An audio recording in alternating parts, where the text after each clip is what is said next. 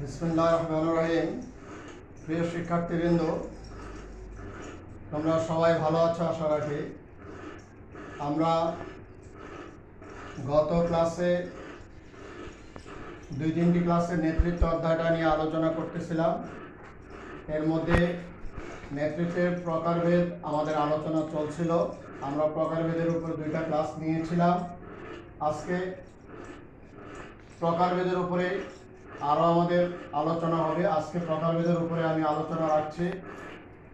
আমাদের আনুষ্ঠানিকতার ভিত্তিতে গত ক্লাসে আমরা ক্ষমতার ভিত্তিতে নেতৃত্বের ধরনগুলো আলোচনা করেছিলাম। আজকে আনুষ্ঠানিকতার ভিত্তিতে যে নেতৃত্ব সেটা আলোচনা করব। আনুষ্ঠানিকতার ভিত্তিতে নেতৃত্বকে 2 ভাগে ভাগ করা যায়। একটা হলো আনুষ্ঠানিক নেতৃত্ব, 2 নম্বর হলো অনানুষ্ঠানিক নেতৃত্ব। আনুষ্ঠানিক নেতৃত্বটা কি? আনুষ্ঠানিক নেতৃত্বকে যদি আমরা সংজ্ঞায়িত করি তাহলে সংজ্ঞাটা হবে এরকম যে প্রতিষ্ঠানের সংগঠন কাঠামোতে পদমর্যাদার ভিত্তিতে নিয়মতান্ত্রিকভাবে যে নেতৃত্ব দেওয়া হয় তাকে আনুষ্ঠানিক নেতৃত্ব বলে। অর্থাৎ আনুষ্ঠানিক নেতৃত্বটা হবে প্রতিষ্ঠানের সংগঠন কাঠামোর পদমর্যাদার ভিত্তিতে একটা নিয়ম শৃঙ্খলা মধ্য থেকে হবে। আর অনানুষ্ঠানিক নেতৃত্বটা হবে সংগঠন কাঠামোর বাহিরে নির্দিষ্ট কোনো নিয়ম নীতি অনুসরণ না করে ব্যক্তিগত সম্পর্কের ভিত্তিতে যে নেতৃত্বের সৃষ্টি হবে তাকে বলা হবে অনানুষ্ঠানিক নেতৃত্ব। আনুষ্ঠানিক নেতৃত্ব আর অনানুষ্ঠানিক নেতৃত্বের যে সংজ্ঞাটা আমরা বললাম, আসলে সংজ্ঞা থেকে আমরা এদের বৈশিষ্ট্যটা ধারণা করতে পারি। যদি আমরা বৈশিষ্ট্য সম্পর্কে ধারণা নিতে পারি, বৈশিষ্ট্য থেকেই মূলত সংজ্ঞাগুলো আসে, অথবা সংজ্ঞা থেকে আমরা বৈশিষ্ট্যগুলোকে আলাদা করতে পারি। আমরা বৈশিষ্ট্যটা আলাদা আনছি এই জন্য যে এই বৈশিষ্ট্যগুলোর আলোকে মূলত পরীক্ষায় সৃজনশীল প্রশ্ন হয়ে থাকে, কাঠামোবদ্ধ প্রশ্ন হয়। আমরা এই বৈশিষ্ট্যগুলো যদি ভালোভাবে মনে রাখতে পারি তাহলে আমাদের যদি আনুষ্ঠানিক অনানুষ্ঠানিক নেতৃত্ব এগুলোর উপরে সৃজনশীল প্রশ্ন আমরা সহজে ধরতে পারব। আনুষ্ঠানিক নেতৃত্বের কী ধরনের বৈশিষ্ট্য? আমরা যে সংজ্ঞায় বলেছিলাম যে সেখান থেকে আমরা আনতে পারি যে সংগঠন কাঠামো পদমর্যাদা থেকে নিয়মতান্ত্রিকভাবে নেতৃত্ব দেওয়া হয়। অর্থাৎ সংগঠন কাঠামোর সুনির্দিষ্ট যে নিয়ম কানুন সেটা থাকবে এবং এখানে মূলত নেতৃত্বটা আসবে পদমর্যাদা থেকে। পদমর্যাদার ভিত্তিতে যে উপরে থাকবে সেই মূলত এখানে নেতৃত্ব দিবে, সেই হবে এখানে নেতা। তারপরে প্রাতিষ্ঠানিক নিয়মানুসারে ঊর্ধ্বতন কর্মকর্তা তার অধীনস্থের নেতা হিসেবে গণ্য। যেটা আমি এখানে বলছি, আসলে পদমর্যাদা সাধারণত যে উপরে থাকবে তার পদমর্যাদা উপরে থাকবে। এখানে ঊর্ধ্বতন কর্মকর্তা যে তার পদমর্যাদা উপরে থাকবে আর এই ঊর্ধ্বতন কর্মকর্তার অধীনে মূলত অধীনস্থরা থাকবে। আর ঊর্ধ্বতন কর্মকর্তার অধীনে যেহেতু অধীনস্থরা থাকবে সেহেতু ওই ঊর্ধ্বতন কর্মকর্তাই হবেন এখানে নেতা, তিনি নেতৃত্ব দিবেন। তারপরে সাংগঠনিক কর্তৃত্ব ও ক্ষমতা অনুসারে নেতা অধীনস্থদের পরিচালনা করেন। তার মানে ওই যে একই কথা, পদমর্যাদা যিনি ঊর্ধ্বতন কর্মকর্তা তিনি তার কর্তৃত্ব ক্ষমতা অনুসারে তার অধীনে যারা থাকবে তাদেরকে পরিচালনা করবেন। তারপরে অধীনস্থরা ঊর্ধ্বতনদের মানতে বাধ্য থাকে। অধীনস্থ কর্মকর্তা যারা আছে তারা তাদের ঊর্ধ্বতন যিনি তাকে মানবে, ঊর্ধ্বতনকে নেতা হিসাবে মানবে, ঊর্ধ্বতনের অধীনে থেকে তারা কাজকর্ম করবে, তারা হবে এখানে সাবঅর্ডিনেট, অধীনস্থ। আর এই যে সাংগঠনিক কাঠামোর পদমর্যাদা, এই পদমর্যাদার ভিত্তিতে মূলত এই নেতৃত্বটা পরিচালিত হয়, বিধায় এটাকে বলা হয়েছে আনুষ্ঠানিক নেতৃত্ব। এবার আসো অনানুষ্ঠানিক নেতৃত্ব। অনানুষ্ঠানিক নেতৃত্ব আসলে আমরা যদি এটাকে একটু ভালোভাবে চিন্তা করি, অনানুষ্ঠানিক নেতৃত্বটা আনুষ্ঠানিক নেতৃত্বের সম্পূর্ণ উল্টো, বিপরীত। এখানে যেভাবে সংগঠনের নির্দিষ্ট নিয়ম কানুন মেনে নেতৃত্ব হয়, অনানুষ্ঠানিক নেতৃত্বে আসলে এরকম কোনো সুনির্দিষ্ট নিয়ম কানুন মেনে হয় না। এখানে সাংগঠনিক কাঠামোর বাইরে ব্যক্তিগত সম্পর্কের ভিত্তিতে নেতৃত্ব হয়। দেখো এখানে সংগঠনের ভিতরে, কাঠামোর ভিতরে, আর এখানে হলো বাহিরে। তার মানে সংগঠনের সাথে এটা সম্পর্ক সরাসরি থাকে না। তাহলে সাংগঠনিক কাঠামোর বাইরে ব্যক্তিগত সম্পর্কের ভিত্তিতে এই নেতৃত্বটা হবে। এই ধরনের নেতৃত্ব সাধারণত কোথায় দেখা যায়? সাধারণত বৃহদায়তন প্রতিষ্ঠানে অনেক ক্ষেত্রে গোষ্ঠী, সম্প্রদায়, জন্মস্থান, রাজনৈতিক মতাদর্শ ইত্যাদি থেকে এই ধরনের নেতৃত্ব সৃষ্টি হয়। এখন প্রশ্ন হতে পারে বৃহদায়তন প্রতিষ্ঠানও হবে, তাহলে ক্ষুদ্রায়তন প্রতিষ্ঠানে কি হতে পারে না? অবশ্যই হতে পারে। এই জন্য আমরা এখানে একটা শব্দ বলেছি সাধারণত। তারপরে এরূপ নেতৃত্বে কোনো বিধিবদ্ধ কর্তৃত্ব না থাকলেও কর্মীদের উপর নেতাদের যথেষ্ট প্রভাব রয়েছে। অর্থাৎ আনুষ্ঠানিক নেতৃত্বের মধ্যে যেভাবে সংগঠন কাঠামোর নিয়ম নীতি মেনে করা হয়, এখানে এরকম বিধিবদ্ধ কর্তৃত্ব না থাকলেও অধীনস্থ বা কর্মী যারা আছে এদের উপরে ওই যে অনানুষ্ঠানিক নেতা তার যথেষ্ট প্রভাব রয়েছে। তাহলে আমরা এখানে দেখলাম যে আনুষ্ঠানিক নেতৃত্ব আর অনানুষ্ঠানিক নেতৃত্ব দুইটা আমাদের সম্পূর্ণ বিপরীত জিনিস।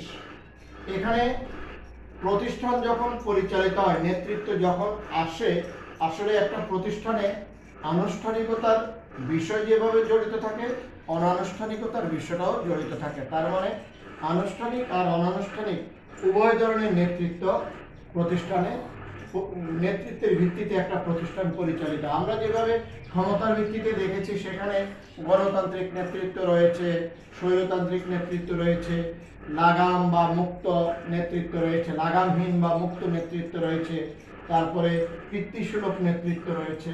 একইভাবে আনুষ্ঠানিকতার ভিত্তিতে যে নেতৃত্ব, এখানেও আনুষ্ঠানিক নেতৃত্ব ও অনানুষ্ঠানিক নেতৃত্ব উভয় ধরনের নেতৃত্বই থাকবে। এছাড়া আমাদের আরও নেতৃত্ব রয়েছে। আমরা দৃষ্টিভঙ্গির ভিত্তিতে যদি নেতৃত্বকে আমরা আলোচনা করি, আনুষ্ঠানিকতার ভিত্তিতে না দিয়ে যদি দৃষ্টিভঙ্গির ভিত্তিতে আমরা নেতৃত্বকে আলোচনা করি, তাহলে সেখানেও আমাদের দুই ধরনের নেতৃত্ব রয়েছে দৃষ্টিভঙ্গির ভিত্তিতে। আর এই নেতৃত্ব দুইটা কি? দৃষ্টিভঙ্গির ভিত্তিতে নেতৃত্ব হলো আমাদের কর্মকেন্দ্রিক নেতৃত্ব এবং কর্মী কেন্দ্রিক নেতৃত্ব। কর্মকেন্দ্রিক, আরেকটা হলো কর্মী কেন্দ্রিক। এগুলোর উপরে পরীক্ষায় সৃজনশীল প্রশ্ন হয়ে থাকে। এখন কর্মকেন্দ্রিক আর কর্মী কেন্দ্রিক এই দুইটা বিষয়টা কি আসলে? কর্ম এবং কর্মী, কর্ম এবং কর্মী। দেখো কেন্দ্রিক, কেন্দ্রে থাকে এখানে কর্ম। তার মানে যে নেতৃত্বে নেতা কাজকে, কর্মকে প্রাধান্য দিবে। কর্মী কেন্দ্র, তার মানে কাজ যে কোনো মূল্যে সে আদায় করবে।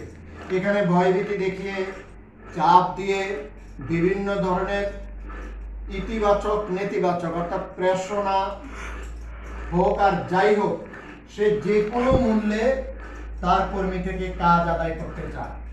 আসলে কর্মকেন্দ্রিক নেতৃত্বটা, এখানে প্রেরণা যদি আমরা বলি, এখানে প্রেরণাগুলো হয় সাধারণত নেতিবাচক। কর্মকেন্দ্রিকের নেতা যে কোনো মূল্যে তার কর্মী থেকে কাজ আদায় করতে চায়। তাহলে কাজ আদায় করতে গেলে, কাজ করতে গেলে একজন কর্মী অসুস্থ হয়ে পড়তে পারে, বিভিন্ন রকমের সমস্যা হতে পারে। একজন কর্মী আজকে যথাসময়ে কাজে নাও আসতে পারে, তার একটু দেরি হয়ে যেতে পারে বিভিন্ন কারণে। কিন্তু এই ক্ষেত্রে নেতা যেটা করবে, কর্মীর বিষয়গুলোকে প্রাধান্য না দিয়ে, কর্মীর ভালো মন্দকে বিবেচনায় না এনে মূলত সে বলবে আমি কাজ চাই, আমার কাজ চাই, যে কোনো মূল্যে আমার কাজ চাই। এই জন্য এটাকে বলা হয়েছে কর্মকেন্দ্রিক। তার মানে যে নেতৃত্বে নেতা তার অধীনস্থদের থেকে যে কোনো মূল্যে সে তার কাজ আদায় করতে চাইবে, কাজকেই সে বেশি প্রাধান্য দিবে, যে কোনোভাবে সে তার কাজ আদায় করবে, কাজ সম্পাদনেই তার মূল বিষয়। এই জন্য এটাকে বলা হয়েছে কর্মকেন্দ্রিক নেতৃত্ব। আর কর্মী কেন্দ্রিকটা কি? কর্মী কেন্দ্রিক তার মানে কর্মী থেকে কাজ আদায় করবে, ঠিক আছে, তবে কেন্দ্রে থাকবে কর্মী। তার মানে কর্মীর সুযোগ সুবিধা, ভালো মন্দ এই বিষয়গুলো বিবেচনা রেখেই সে কাজ আদায় করবে। কর্মীর বিষয়টাকে প্রাধান্য দিয়ে, কর্মীকে প্রাধান্য দিয়ে যখন কোনো নেতা কাজ আদায় করবেন, সেটা হবে কর্মী কেন্দ্রিক নেতৃত্ব। আমরা যদি সংজ্ঞায়িত করি, যে নেতৃত্বে নেতা কাজের পাশাপাশি কর্মীদের মানসিক দিকটি বিবেচনা করেন, তাকে বলা হবে কর্মী কেন্দ্রিক নেতৃত্ব। এই নেতৃত্বে নেতা সহানুভূতির সাথে কর্মীদের সমস্যা সমাধানের চেষ্টা করবে, কর্মীদের সুযোগ সুবিধা নিরাপত্তার বিষয়টিও সে যথাযথভাবে বিবেচনা করবে। অর্থাৎ এই ধরনের নেতৃত্ব, কর্মী কেন্দ্রিক নেতৃত্ব, কর্মীর কল্যাণের বিষয়টি মাথা রেখে, কর্মীর কল্যাণের বিষয়বস্তুকে, কর্মীর কল্যাণের দিকগুলোকে মাথায় রেখে তিনি কাজ আদায় করবেন। এই জন্যই এটাকে বলা হয়েছে কর্মী কেন্দ্রিক নেতৃত্ব।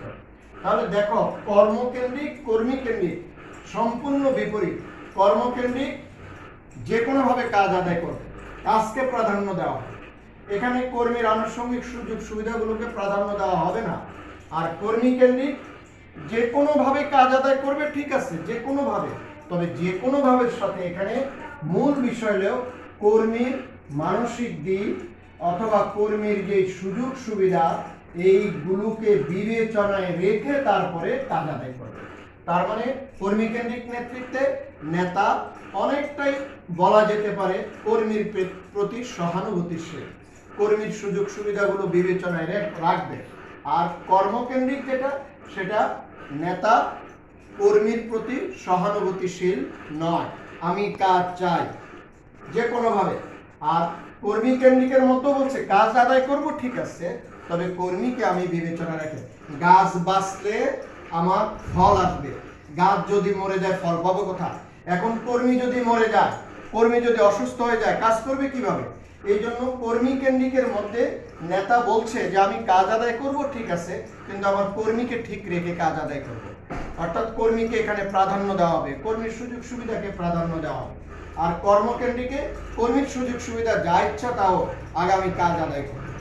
তাহলে আমরা এখানে দেখলাম যে চারটা, যে দৃষ্টিভঙ্গির বিচারে নেতৃত্ব পেলাম দুই প্রকার, কর্মকেন্দ্রিক কর্মী কেন্দ্রিক, আর আনুষ্ঠানিকতার ভিত্তিতে নেতৃত্ব পেলাম দুই প্রকার, একটা হলো আনুষ্ঠানিক নেতৃত্ব আর একটা হলো অনানুষ্ঠানিক নেতৃত্ব। তাহলে আমরা চারটা নেতৃত্ব আজকে আলোচনা করলাম। আমরা গত ক্লাসে ক্ষমতার ভিত্তিতে নেতৃত্ব, দুইটা ক্লাসে চারটা প্রকারভেদ আলোচনা করেছি। নেতৃত্বের প্রকারভেদের উপর আমরা আরেকটি ক্লাস ইনশাআল্লাহ আলোচনা করব।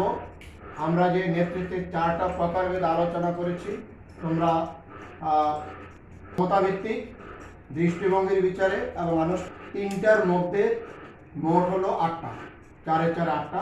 এই প্রকারভেদগুলো ভালোভাবে তোমরা পড়বে। এগুলো পরীক্ষার জন্য ভেরি ভেরি ইম্পর্টেন্ট, পরীক্ষার জন্য ইম্পর্টেন্ট, তোমরা ভালোভাবে পড়বে। আমরা আগামী ক্লাসে ইনশাআল্লাহ নেতৃত্বের প্রকারভেদের অবশিষ্ট অংশ নিয়ে আলোচনায় আসবো। ততক্ষণ পর্যন্ত তোমরা সবাই ভালো থাকো, সুস্থ থাকো, আমার জন্য দোয়া করবে। আসসালামু আলাইকুম ওয়া রাহমাতুল্লাহ।